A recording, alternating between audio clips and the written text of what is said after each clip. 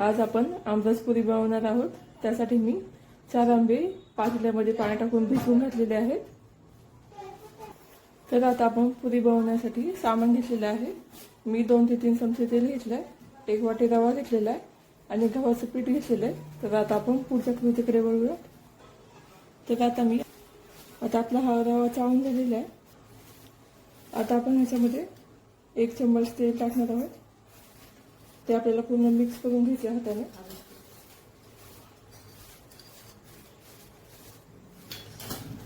आता आपण हे मिक्स करूया। तर आता आपलं ते मिक्स करून झालंय। मी ह्याच्यामध्ये पाणी टाकते।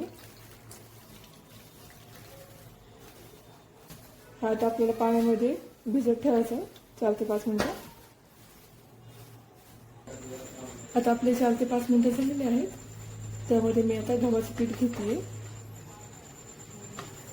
ते आपल्याला चाळून घ्यायचं। तर आता आपलं पीठ मळून रेडी आहे। तर आता आपण कणकीचे ह्या साईजचे गोळे घेतलेले आहेत करून आपण ह्याच्या आता पुऱ्या लाटून घेऊया। आता आपण ह्या साईजच्या पुऱ्या लाटून घेतलेल्या आहेत। आज आपण चुलीवरची पुरी करणार आहोत।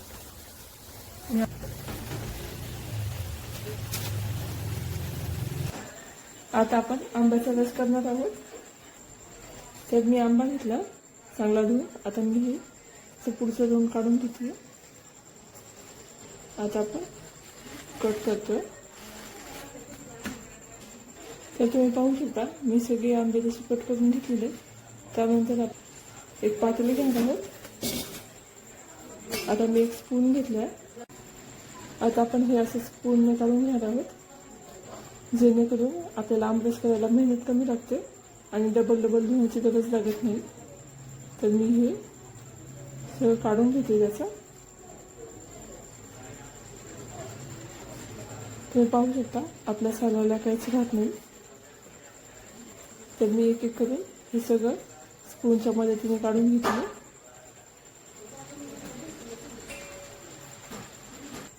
आता आपलं आंब्याचं सगळं काढून झालेलं आहे।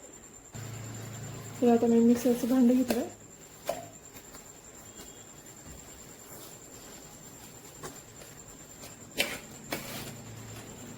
त्यामध्ये आपण थोडीशी साखर टाकणार आहोत।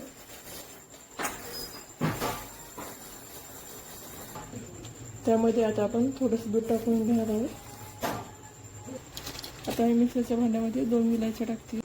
तर तुम्हाला आमरस पुरीची रेसिपी कशी वाटली हे मला कमेंट बॉक्समध्ये नक्की सांगा। व्हिडिओला लाईक आणि चॅनलला सबस्क्राईब करायला विसरू नका। थँक्यू।